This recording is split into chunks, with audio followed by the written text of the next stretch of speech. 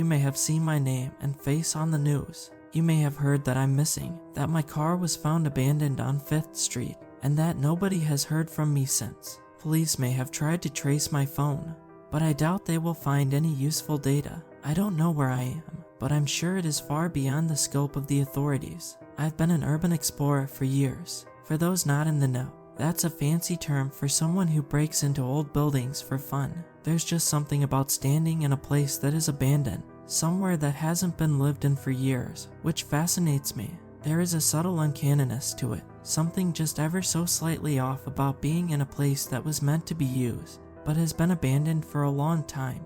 I've explored old sanitariums, hospitals, schools, malls, and a handful of stores. I tend to avoid houses and apartment buildings, since those are usually more likely to have nosy neighbors call the cops. But when I saw the house on 5th Street, I couldn't help myself.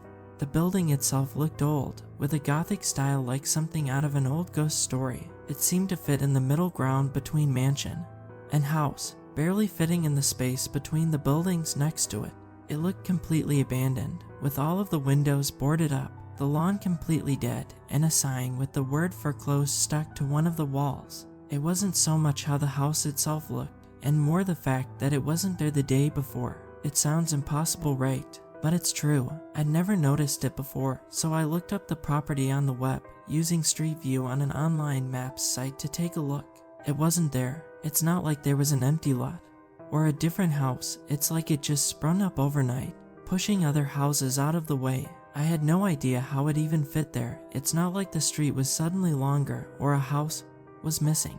It was as if it had always been there, regardless of how impossible that was. At first I was fairly hesitant to enter the building. It was in a residential area, for one thing, and also it was fundamentally an impossibility. Was there some kind of cover-up for this building? I was half expecting there to be some top-secret government lab hidden underneath it, all records of its existence erased from satellite data, city records, and online databases. But I had to know. It would eat away at me for the rest of my life if I didn't at least look into it.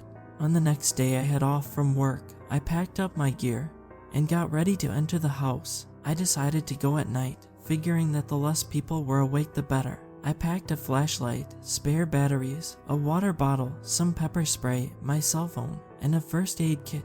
I had no idea what to expect, so I decided to go as prepared as I could. When I arrived at the house on 5th Street, I had this really weird feeling, like I was standing on the surface of another planet.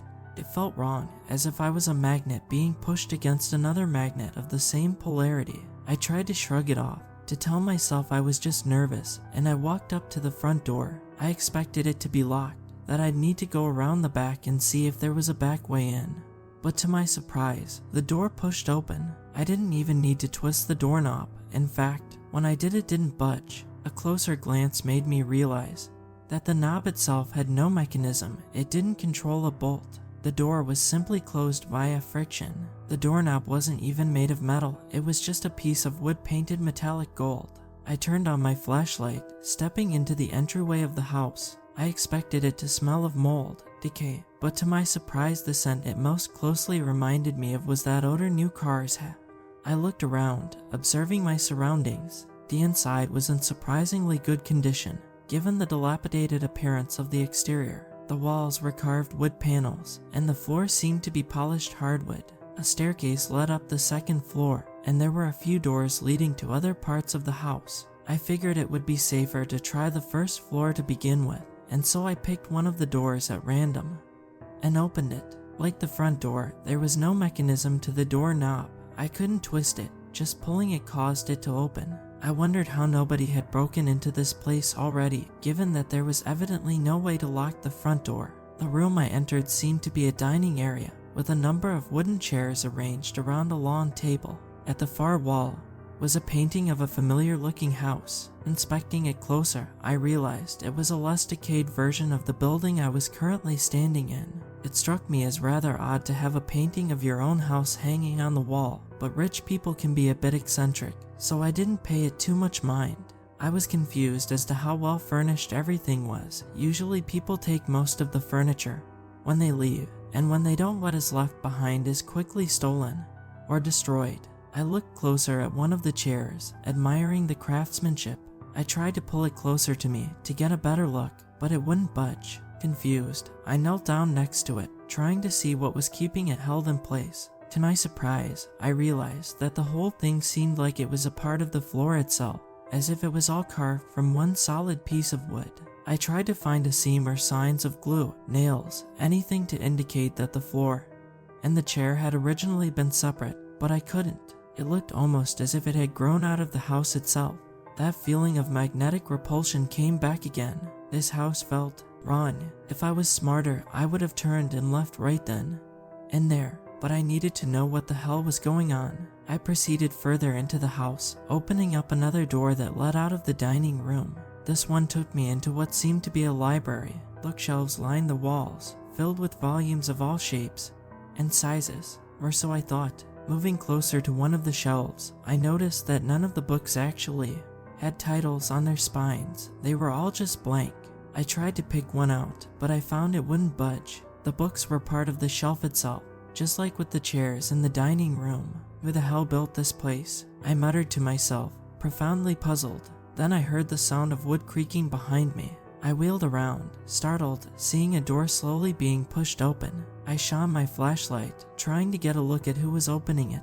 "Who's there?" I shouted, trying to control the fear in my voice. There was no response, and the door just continued to slowly creak as it opened ever wider. I reached for the pepper spray and got it ready, holding my flashlight in the other hand. Then I saw what was coming through the doorway and screamed. It was human in general shape, but it seemed half-formed, artificial, like a mannequin carved from a lump of clay. It looked like it was wearing a suit of some kind, but even at a glance I could tell that its clothes were actually just part of its body. The thing had no face, just loose indentations and protrusions where features would appear on a human being. A small lump for a nose, a slight crease where a mouth should be, slight hollows for eye sockets. Bizarrely, its head inflated and deflated slightly as it moved, like the thing's lungs were kept in there. Its hands were just lumps with stubby thumbs sticking out, with no differentiated fingers and no nails. Shaking in fear, I aimed the pepper spray and pressed down on the nozzle, releasing a cloud of the fluid directly at its face. The thing didn't even flinch. It just started to stumble towards me clumsily, like a deer first learning to walk. I dropped the pepper spray and began to run, pushing through the door and sprinting back through the dining room. I rushed for the entryway, desperately trying to get out of the house, but when I got there, the door was gone. In its place was just a wall with a painting of a house on it.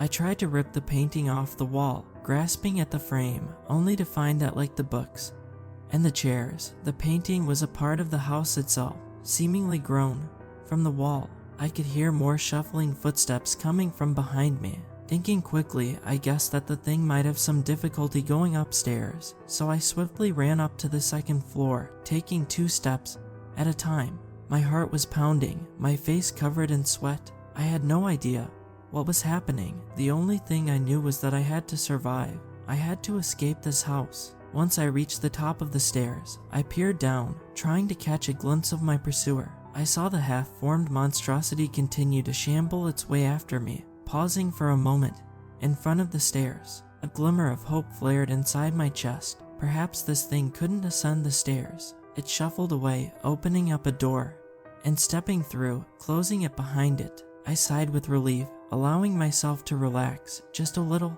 Then I heard a door creaking open from right behind me. I turned around just in time to see the faceless thing begin to shuffle out of the doorway before I shrieked in fear and took off running down a random hallway. As I fled, my brain began to process details that I hadn't initially noticed, things that I took for granted. Every so often there would be a painting on the wall, but it would always be the same image of the house viewed from outside. Every door was exactly the same, down to the scratches and imperfections of the wood. Occasionally there would be what looked like a rug placed on the floor, but it had the same hardness of the rest of the wooden floor. This house was wrong. I rounded a corner and stopped, trying to open one of the identical doors, hoping maybe I might be able to find a hiding spot inside, but it wouldn't budge. Looking closer, I realized that it wasn't a door at all, just a part of the wall that was carved to look like a door. I cursed and kept running as I heard the shuffling footsteps from behind me. It couldn't have caught up that quickly, could it? My lungs were starting to burn now. It felt like I had been fleeing for hours. The upper floor seemed to be nothing but endless corridors, full of twists and turns and identical doors. As I continued my flight, the architecture seemed to break down. Doors would be installed sideways on the wall, paintings lying on the floor. At one point I tried one of the doors again, only to find an exact duplicate of the library from before, with my faceless pursuer within, shuffling towards me. I was half tempted to just let it catch me, but the primal need to survive overpowered my urge to be free of the chase, and I shut the door instead, jogging as fast as I could. Once I tried to jump through a window. Bright sunlight seemed to emanate from it, despite the fact that it should have been the dead of night. But as I slammed my shoulder into it, I fell backwards in pain. Touching the window with my hand, I found it was just more wood, simply emitting light like the bioluminescence of a deep-sea fish. I almost wept with relief when I saw a staircase. It was a big spiral one, with steps leading both up and down. My heart dropped when I got closer. Peering down, the staircase seemed to descend down forever, a bottomless pit. There were no other landings, as far as I could see. Looking up, the staircase further ascended upwards into infinity. The creak of a door opening followed by shuffling footsteps emerged from behind me, and I quickly jerked around to see how far away my pursuer was. It was only about 15 feet behind me. I eyed the endless pit nervously as I backed up slowly, my back pressing against the wooden railing. The bizarre mockery of a human form stumbled towards me, its wrinkled skin barely approximating the appearance of a suit. Its head continued to pulsate slightly as it shuffled. I wondered how the thing could even know where I was, given it had no visible sensory organs to speak of. With each pulse of its head it inched closer towards me, its blobby hands reaching up as if to strangle me. As it was only inches away from my throat, I quickly ducked down and moved around behind it, kicking the thing in the back as hard as I could. The thing was surprisingly heavy, but the only helped it to crash through the wooden railing and tumble down the endless stairwell. I peered over the edge and saw it flailing slightly as it fell, eventually so far away I couldn't even see it anymore. I hoped that would keep it off my tail for at least a few hours. I felt unimaginably tired and started trying some of the doors on the walls, eventually finding a real one that led into a bedroom. There was a 4-poster bed, some cabinets, and, of course, a painting of a house. I laid down on the bed, only to find that, like everything else in this house, it was simply a wooden replica, the seemingly comfortable blankets and pillows rigid and cold. My thoughts raced as I tried to understand what was going on here. I began to fully process that this house was bigger on the inside than on the outside. The endless staircase was proof enough of that, as were the seemingly infinite hallways I had been running down. The layout itself could change, given that the door I initially entered from had vanished. I began to wonder if there truly would be any way to get out of this place. I didn't mean to fall asleep. I still didn't feel safe here even without my pursuer, but fatigue set in against my will. I awoke to an uncomfortable sensation of pinching on my legs. I sat up, shining my flashlight, and almost shrieked with fear. The wooden imitation of the bed was starting to grow around me, expanding to cover me like an amoeba consuming prey. The wood was starting to tightly press against my legs, causing the discomfort, which awoke me. I wrenched myself free, bruising my legs slightly with the effort, and left the room in a hurry. I continued to wander the empty hallways, periodically illuminated by the not windows of luminescent wood. I started to look through my belongings, trying to think of anything that could help me. Reaching into the first aid kit, I found a pair of metal scissors, which gave me an idea. Approaching one of the not windows, I gripped the scissors in my hand and started pounding it into the wood, using the point of the scissors like a chisel. I kept digging into it for several minutes, eventually getting a fairly sizable hole cut into the glowing panel. Finally, I felt the hard rigidity of the wood give way, and my scissors pierced something soft. Looking closer, I felt like I was going to vomit. Sticky red liquid began to leak from the hole I had dug, and I could see pinkish flesh about 3 inches past what I had thought was wood. It wasn't wood at all. It was chitin. I was trapped inside of something alive. Knowing that I couldn't rest or I'd be absorbed into whatever this hellish mockery of a home was. I just started to aimlessly wander, trying to keep moving. The half-formed humanoid creature didn't come back, so I figured it must still be falling down that stairwell, unable to reach a door to step through, and appear behind me. The deeper I went into the house, the stranger it became. The horizontal doorways and paintings on the floor were just the beginning of this place's deterioration into incomprehensibility. Sometimes there would be a 6-way intersection, with corridors going north, south, east, west, as well as up and down. The corridors just continued on as normal. Doors on the walls, glowing not windows, the occasional rug, but at a 90-degree angle. I tossed one of the bandages from my first aid kit down once, wondering if maybe gravity would be relative to the corridor's own floor, but it just fluttered down. Sometimes opening up a door would lead to bizarre conglomerations of different rooms. Dining rooms with a bookshelf laying flat on the floor instead of a table, a sitting room whose walls seemed to be made of bed sheets, a bathroom with a fireplace instead of a sink. I passed a couple more endless stairwells, and at one point something fell down past me. I didn't get a good look at it. The thing must have been falling at terminal velocity, but I'd bet money it was the faceless thing that had been following me, still falling forever. There was no way of knowing how long I had been wandering when I found the backpack. My stomach cramped, my mouth felt dry, and I had long since drunk the last of my water. Every muscle in my body ached, and I felt like I hadn't slept in days. More than once I had considered just lying down and accepting my fate, letting go peacefully rather than continuing on. As I rounded yet another corner, I saw something sticking halfway out of the floor in the slow process of being absorbed into the architecture. It was red, made of some sort of fabric, and quickly I ran up to it and ripped it out of the floor, opening the zipper and rummaging inside it, searching desperately for supplies. Contained within was a sketchbook and some pencils, a couple granola bars, and a can of soda. I started to tear up with relief. It was only then that I noticed the hand sticking out of the floor, the faint outline of a human form visible through the knotwood. My relief turned to sickness as I retched, realizing that lying in front of me, slowly being absorbed into the floor, was another human being. There was no way I could have cut them out, no way I could get them free. And even if there was, their whole face was covered up by now. Was there even any way they could still be breathing? After running away with the backpack and its contents, I opened up the sketchbook and looked inside, eating one of the granola bars and greedily drinking the soda. The date on the first page said 2022. I first entered the house in 2015. I have no idea how this is possible. I obviously haven't survived. In here for 7 years, I haven't slept since I passed out in the bedroom, and I only recently was able to eat anything. But I have a theory, a vague idea as to what is going on. I've already established that this house is a living organism. The blood and flesh behind the fake wood proves that much. Clearly this thing operates outside of the normal understanding of space as well, what with it being larger on the inside and possessing seemingly infinite stairwells leading up and down forever. I think that this thing is an extra-dimensional predator. That's how it was able to suddenly appear in the street when there was no space for it. It just bent space around itself so it could fit, so it could lure in victims. It's not a perfect imitation. It can only seem to mimic wood. That's why everything in the house has the same texture, just different coloration. I think it lures people inside, sends one of those faceless things after them, and then absorbs the body to sustain itself.